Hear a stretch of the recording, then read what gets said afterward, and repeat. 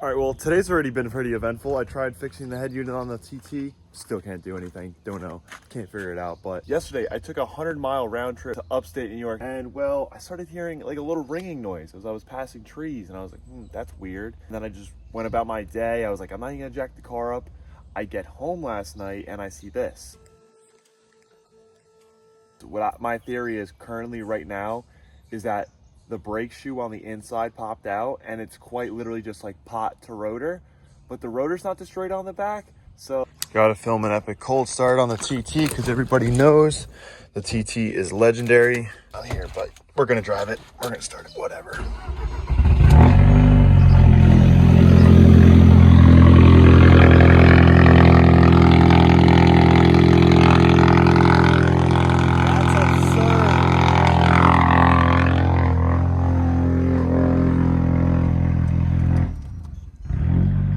Everybody in the neighborhood to hate us. So little key trick, cold start is off.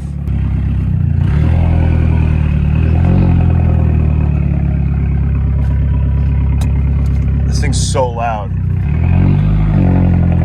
So right now I'm kind of just going off theory work here, but it's super weird because I put brand new Bosch pads in the rear like 2,000 miles ago, and I didn't do the fronts because the front outer pad it looks brand new. It still has like that much life to it. Or maybe it's just placebo effect, but there's one way to find out. We're gonna take that front wheel off, and hopefully all we have to do is pad slap it. If you didn't know, now you know.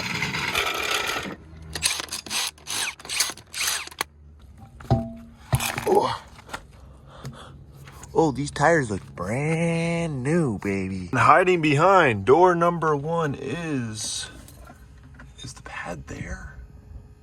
I don't think the pad is there. This is dry as a bone. This brake pad looks brand new. This car also sat in South Carolina at the Army base for like 6 years. I've been driving in Salt for 3 years, so this whole system just has not had an easy life. It's just little things you gotta maintenance and you don't really think about. Like this should have stuff on it. Nice and grease, has nothing. Great success. All right, let's just find out. Oh my God, look at that. That's crazy. This is insane. If you know brake jobs, bro, that brake pad is smoked. Tried using a C-clamp to compress it, but that wasn't big enough, so bye baby, I'm off to get brake pads. So I just got back with the pads. These things are crazy thick. I don't know if it's just this car, but I feel like whenever I get pads, it usually just has this much, but yeah, these things are smoked. It was time. They were so old that the pad literally fell right off. I think that was the true issue. After pushing that in and compressing it, it wasn't seized or anything. I mean, the slider pins weren't greased, but overall, I think it literally just like the adhesive on the back of this let go, the little pin dropped, and then I got the pads in, they're greased up. Also, the backside of the rotor is completely fine, so that's why I just pad slapped it for now before I get drilled and slotted and like go big boy brakes on this thing. And I just cleaned this slider up. I'm gonna clean this slider up and then grease them up and tighten the whole setup. All back together. Bolts are nice and tight. I don't have the dust caps. It would be nice if I had the dust caps, but that's all nice and tight.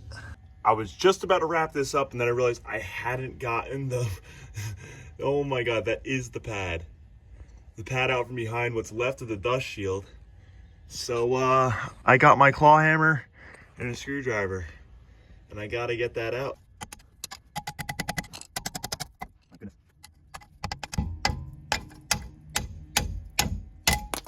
Wow.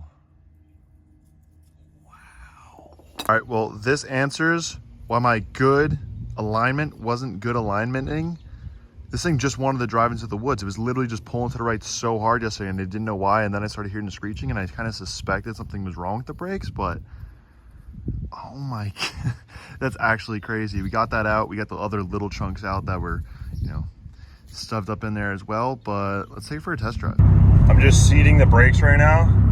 This incremental stop and goes. They feel great. Oh my God, there's no sinking pedal anymore. This is freaking awesome. Big vlog guy.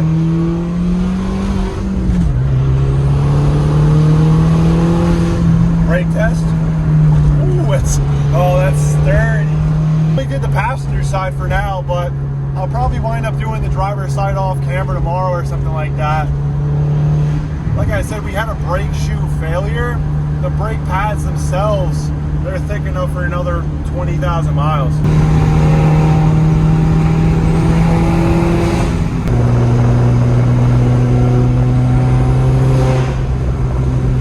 Hi, could I get $20 super cash? Cash.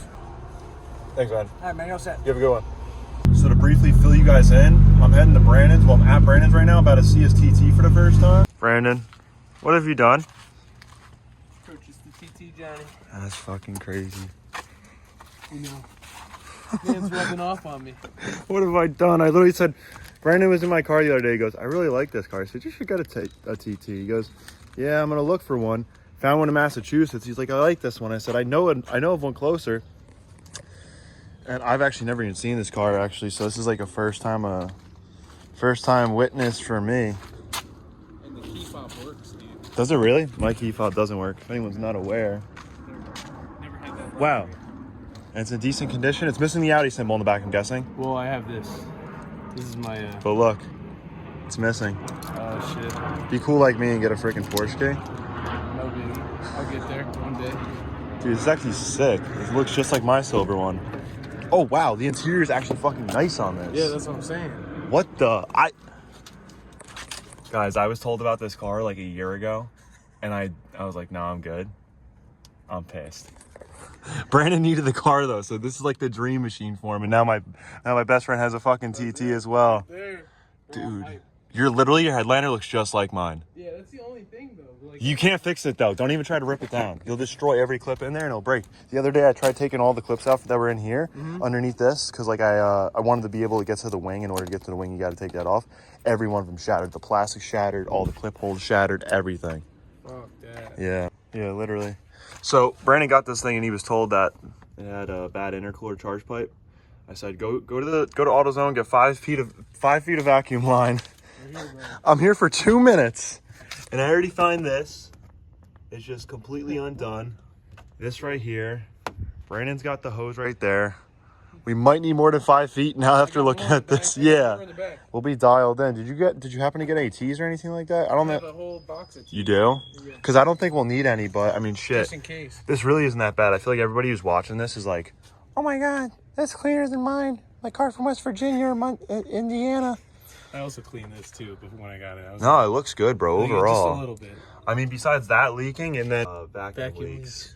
Like, I'm just really not much wrong here. Because you said Brandon drove this thing, what, 10 miles home the other day? Yeah. With all these leaks? Yeah, drove it all the way home with no boost. It sounds fucking crazy though. Really? It really does. Whatever this is. This Forge, I think it's Forge. I saw the back. Yeah, box it is in a the back. Forge one. It's pretty good. Frankie used to have one like that. I'm fucking hitting the gas. Like it's ready to go. Like, no cap. I feel you on that, bro. This is sick. I'm actually stoked. Look at everything just capped off. Look at this. Look at this. Everything's just... And there's another one over here that I bet you's leaking. Let's just tackle this. I'm just gonna take this one off the vacuum line for the, this is a fuel pressure regulator. It's actually not that bad, but like, you see how this side's so brittle and then this side's like hard as a rock? This side's just exposed, like, it's like exposed to more heat and stuff like that, I guess. But like this side's just like so soft. It's literally crazy. Hard as a rock, soft as can be. We can run this blue one. You really want to run this blue line, don't you? I do. See, Brandon's all about his ricer days. So this blue line, it only needs to go from there to there, but we're gonna do like that and just 1A type shit, you know, because that's how the 1A people like live their daily lives. How am I doing? Am I being a good vlogger? I think you're doing great. I think you're doing a great job, brother. So yeah, I mean, we did just waste about 3 feet of line, but oh, this is the other thing, dude. So you saw this, but they didn't. This, I don't even know what this thing is. It was taped together, and Brandon goes, "Yo, it's actually crazy." This was sitting in the back seat, so we get to replace this. I think this is from like the secondary air or something. We're not going to delete the secondary air. We're not going to delete anything. We're just trying to get this thing back on the road and be compliant in every way, shape, or form. So we have the proper parts, which is kind of unbelievable because the kid he got this from sold me my TBR 250, and it tried to kill me. I don't ride thing anymore, so that says a lot. So we got a vacuum line on the fuel pressure regulator going to the intake. I told Brandon we're done putting that blue shitty line on there. So we got this nice stuff you got from AutoZone.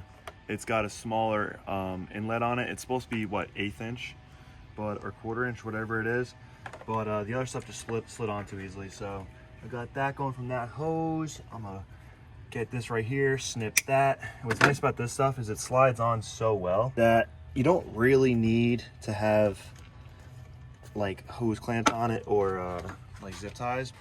Yeah, I don't even know where that came from, but it basically goes to the intake, and now the two ends have met, so there's no boost leak there. But I can only imagine there's like so many more boost leaks in other slots though, because like look at this little like plate right here.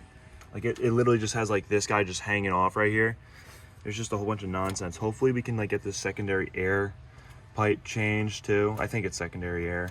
But even like this thing's like falling apart. It's got this big crack right here.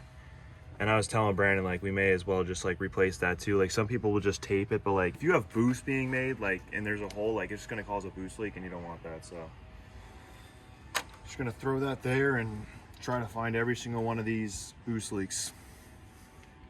So this is what we're dealing with.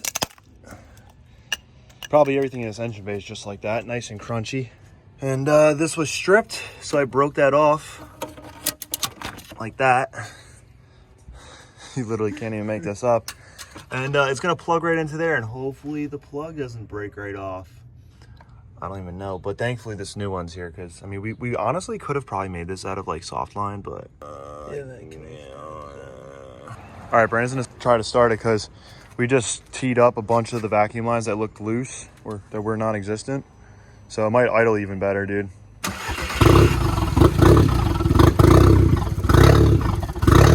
That's how it idled before? That's how it idled before?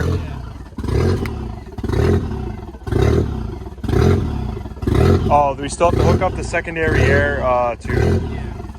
This that came, for some reason, both of these ends are actually like 90s. And then these are like a straight and then a 35. So I'm gonna put the straight so it can, maybe I'll put the 35. I'm gonna put the 35 on there. So what I'm gonna do is, these are just press fit. Realize I just had to bend it. Came right out. Now, I'm gonna take my 35, press fit it back in there, just like that. And then, I think on this side I could do a little bit better. Yeah, just like that. I was just being a little too soft with it, I think, but it's down on there, locked it on there. So now Brandon has a universal that's got the same OEM fittings on it as it had before, and it's actually gonna work. So now I'm gonna try wrapping this thing. Ow. Got that hooked up. Got the secondary air clip onto the pump. Let's see if this thing starts and idles decently. It's bound to have other issues, but let's see. We're making some progress. All right, I just hooked these two up. Now there's more reference going. It's so weird because I hooked it. So without hooking the charge pipe up properly, I don't think we can get it to run right. His previous owner, he was one of our buddies. Shout out to Brick for even selling Brandon this car and hooking us up with such a good deal. But Brick basically said that the charge pipe's ripped. I JB welded it and it still doesn't run right. So what I'm thinking is that there's a massive split somewhere in the charge pipe system, and that's what's causing this massive like whoom, whoom. Because when I blow intercooler pipes off, which doesn't really happen anymore because I got a different setup now, it used to always go whoom, whoom when it used to blow off. So it has a massive charge pipe leak is my guess now. So visibly, this is where we're at with the charge pipe. Oh my God, look. It's completely disconnected right there. That's what I'm saying. The charge pipe's completely disconnected. I jacked the car up. Now my head's sitting underneath the wheel with no jack stands because YOLO. No, it's not actually. I'm laying on the outside of the car, but here's the charge pipe. Literally undone completely. That's what's causing the whoa, whoa, whoa, whoa, whoa. So once we stick it back in there, I think it'll be 100. And I don't see anywhere where he said he put JB Weld. I don't see a single lick of JB Weld on a single charge pipe here. Unless I'm missing something. I don't even know, dude, but yeah. It's one greasy mess. We're gonna stick that back up there and clip it. Brandon's like, you want me to film this? I was like, no, it's gonna be a minute. Literally clip one dropped right in like 2 seconds. I'm so afraid to drop this thing. It's just gonna like fall. All right, start this thing up. It's literally gonna stop going instantly. Instantly, I'm calling it. Unless it pops out again.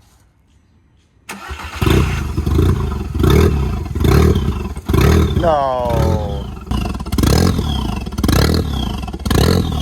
Let's get it, boy! No way. All right, so plugging it in did work, and then Brandon goes, well, now that's plugged in, let's put the mass sensor plugged in. What? Dude, we gotta take this thing for a rip. No. Dude, that's crazy.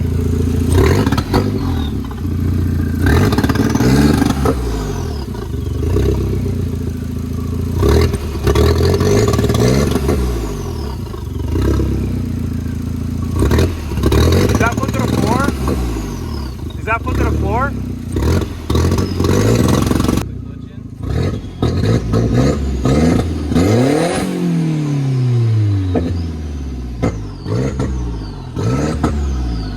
It doesn't sound happy.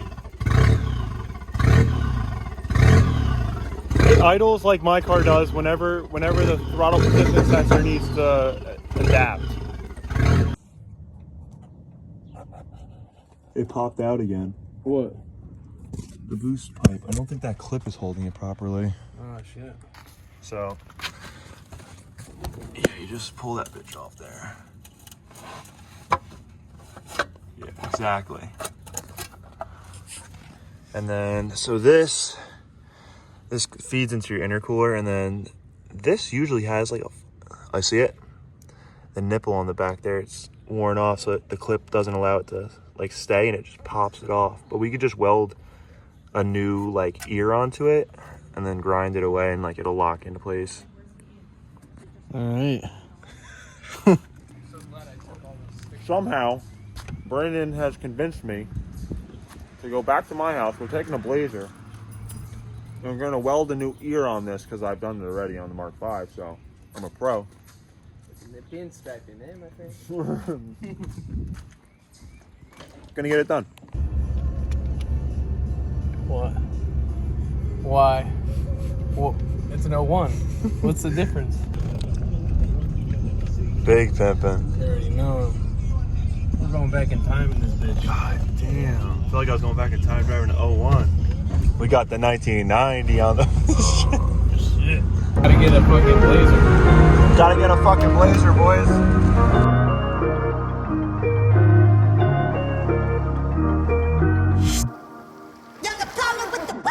Alright, so I got all this degreased. I got the O-ring off of there. Put a little weld bead, and then we're gonna build the shoulder up and then just grind it off so that the clip will be able to lock in, but got a little bit of stainless filler. Brandon wants to film this, so thank Brandon for wanting to film this. Yep. Stand up, gas line. All right.